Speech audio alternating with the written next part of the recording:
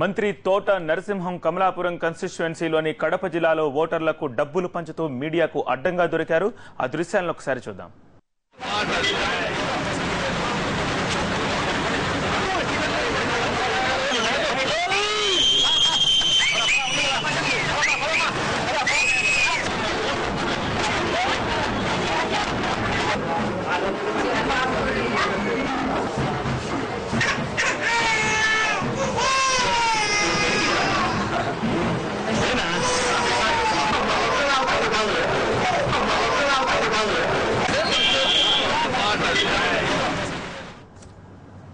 దీనిపై మరింత సమాచారాన్ని మా ప్రతినిధి చైతన్యని అడిగి తెలుసుకుందాం. చైతన్య, తోట నరసింహం ఏ నేపథ్యంలో అక్కడ ఓటర్లకు డబ్బులు పంచారు?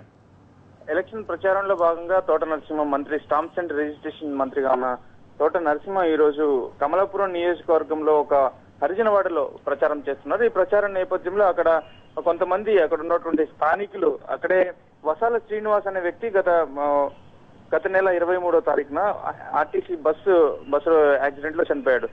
ఆయన కుటుంబానికి ఆర్థిక సహాయాలని విన్నపం చేయడంతో అక్కడికి వెళ్ళినటువంటి తోట నరసింహ ఆ కుటుంబానికి 10,000 రూపాయల ఆర్థిక సహాయం చేసేందుకు ముందుకొచ్చి 10,000 రూపాయలు వాళ్ళకి ఇచ్చేందుకు వెళ్లారు. అయితే సాధారణంగా రాజకీయ నాయకులు వారి కాన్స్టిట్యూన్స్ లో ఉన్న వారికి చనిపోయినప్పుడు ఏదో ఒక విధంగా ఆర్థిక సహాయం రూపంలో మరో రూపంలో సహాయం చేయడం సాధారణంగా కనిపిస్తుంది. కానీ ఎన్నికల ప్రచారం సమయంలో ఇది చేయడం మాత్రం పూర్తిగా ఎన్నికల కోడ్కి విరుద్ధంగా వస్తుంది. వాళ్ళని ప్రలోభ పెట్టేందుకు డబ్బులు ఇచ్చారన్నటువంటి ఆరోపణలు ఖచ్చితంగా వాళ్ళు ఎదుర్కోవాల్సి వస్తుంది. పూర్తి స్థాయిలో అంటే ఇప్పటికే చూస్తున్నాం, కడపలో ఈ రోజు ఎలక్షన్ కమిషనర్ చెప్తున్నటువంటి నివేదిక ప్రకారమే 2 కోట్ల రూపాయలు పట్టుబడ్డాయి.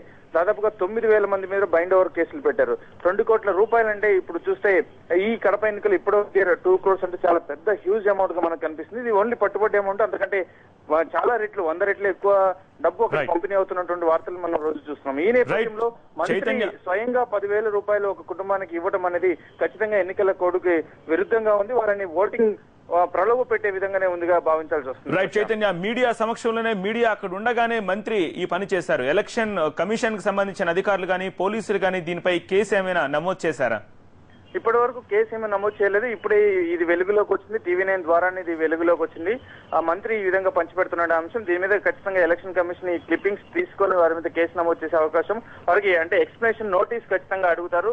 ఇప్పటికే ఈ రోజు చూస్తే మనకి చర్చిలో ప్రార్థన చేశారు, కోడ్ ఉల్లంఘించారనే నేపథ్యంలోనే 4 మంత్రుల మీద డిఎల్ రవీంద్రారెడ్డి, అహ్మదుల్లా, కన్నా లక్ష్మీనారాయణ, మాణిక్యవర ప్రసాద్ కి నోటీసులు ఇష్యూ చేసినటువంటి ఎలక్షన్ కమిషన్ ఖచ్చితంగా ఈ కేసులో కూడా ఎలక్షన్ కమిషన్ తోట నరసింహంకి నోటీసులు ఇష్యూ చేసి ఆయన ఎక్స్ప్లెనేషన్ కోరనుంది. సత్య, రైట్, ప్రతిపక్షాలు దీనిపై ఎలా స్పందిస్తున్నాయి?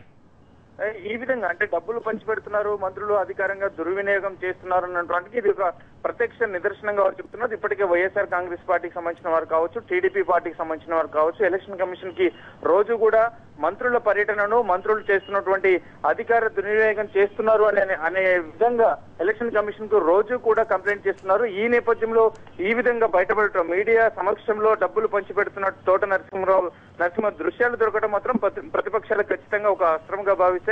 వీరి మీద ధ్వజమెత్తుతున్నాయి. ఎలక్షన్ కమిషన్ కంప్లైంట్ చేసి వారిని అంటే మంత్రులందరినీ కూడా అక్కడిని వెనక్కి పిలిపించాలన్నటువంటి డిమాండ్ ప్రతిపక్షాల నుంచి వస్తుంది. Satya, right, thank you very much.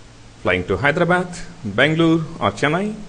Book your flights at 9flights.co.uk. Cheapest ferries guaranteed.